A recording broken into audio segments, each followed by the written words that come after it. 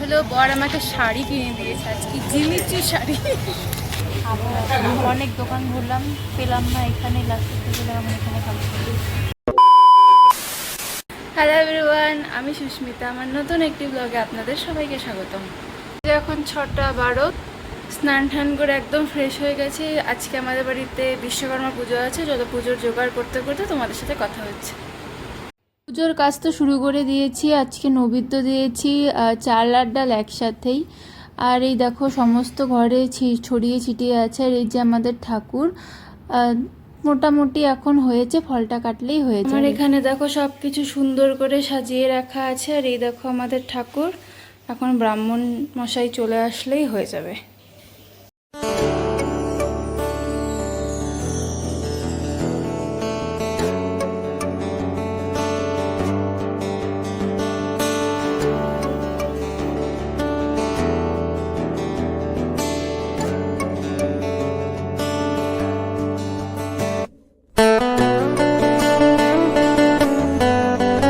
তোমাদের তো বললামই যে সব কিছু রেডি করে বসে আছি। দেখো এখন তো সবই রেডি করে বসে আছি, কিন্তু ঠাকুরমশাই এখনও আসেনি। ঠাকুরমশাই আজকে লেট করে এসেছে। আর এই দেখো আমাদের ঠাকুরমশাই চলে এসেছে বলতে বলতেই। মানে আমরা যখন ঠাকুরমশাই বলেছিল যে 7টার দিকে আসবে, সেইভাবেই সব কিছু অ্যারেঞ্জ করে রেখেছিলাম। কিন্তু ঠাকুরমশাই আসতে একটু দেরি হয়েছে, মানে 8টার দিকে এসেছে, 1 ঘন্টা লেটে এসেছে। আজকে তো বিশ্বকর্মা পুজো, অনেকেই পুজো করে, মানে প্রায় অনেকেই করে, সবারই গাড়ি ঘোড়া থাকে।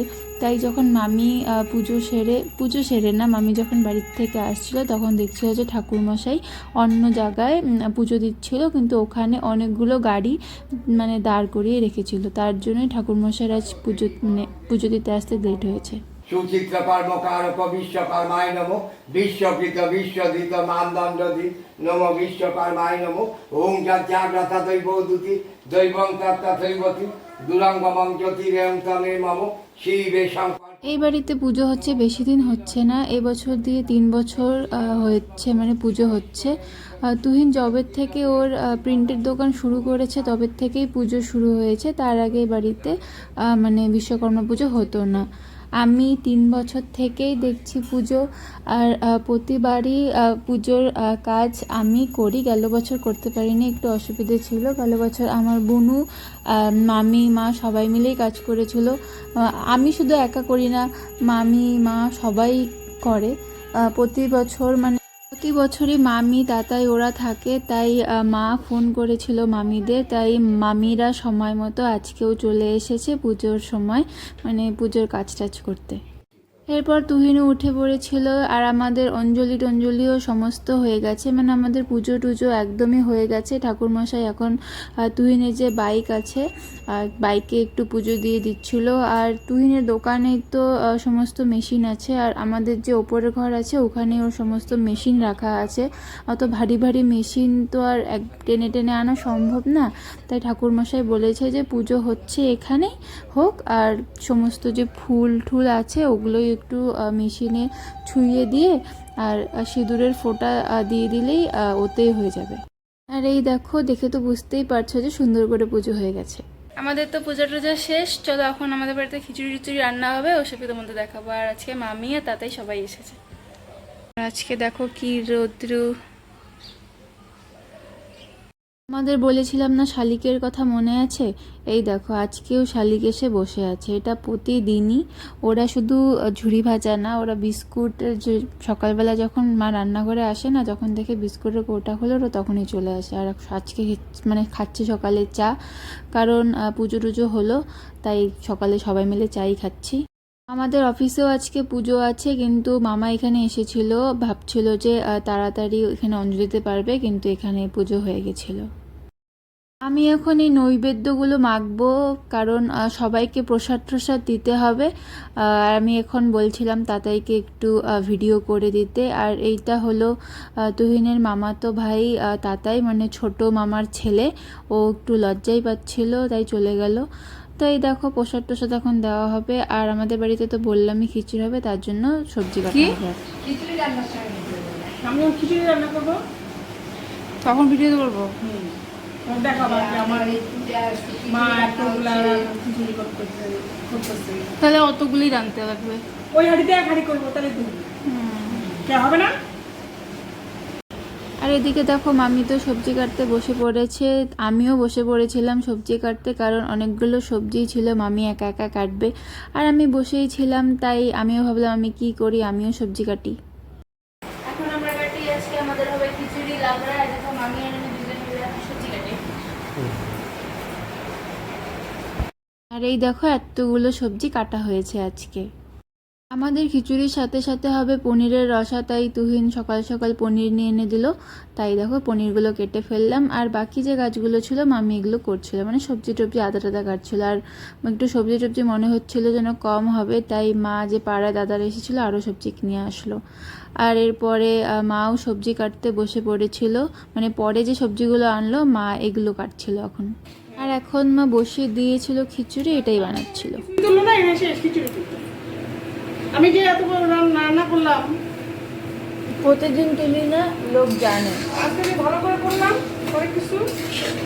আর এই দেখো এখানে মার রসাও রেডি হয়ে গেছে। তুমি এখন আসছো? ও টুকটুক, আসো আসো আসো আসো আসো আসো টুকটুক, আসো না টুকটুক। নাগো নাগো দাও তো, আবার আগুরাগু দাও কেন? খিদা পাইছে ওই, খিদা পাইছে ওই। আজকে টুকটুকের পেয়েছিল চরম খিদে, ও আর সহ্য করতে পারছিল না, তাই ওকে খেতে দিয়ে দিলাম এখন দুধ আর বিস্কুট। আর তো খিচুড়ি রান্না শেষ, এই বড় একটা হাঁড়ির এক কড়াই খিচুড়ি হয়েছে, শুধু এটাই না, এরপর আবার ভুনা খিচুড়িও বানাবে।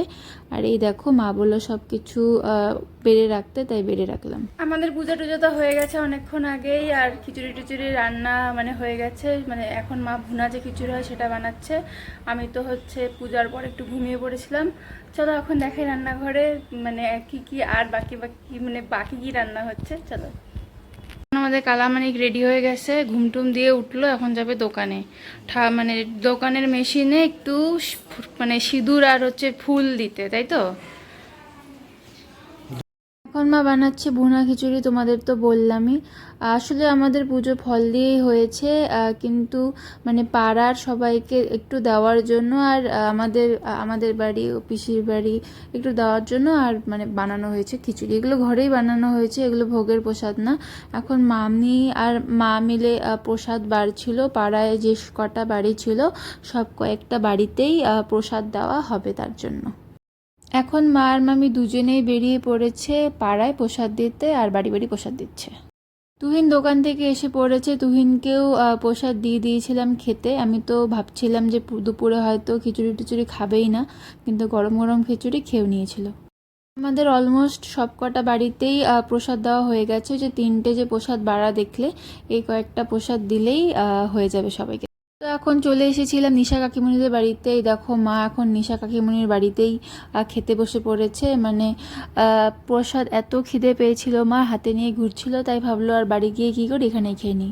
আমি এখন চলে যাবে, তাই আমরা সবাই চা খেয়ে নেব, কারণ মামির জন্য একা চা বানাবো, আর আমরা একটু কিছুক্ষণ পরেই চা খাবো, তাই একবারেই চা বানিয়েছিলাম।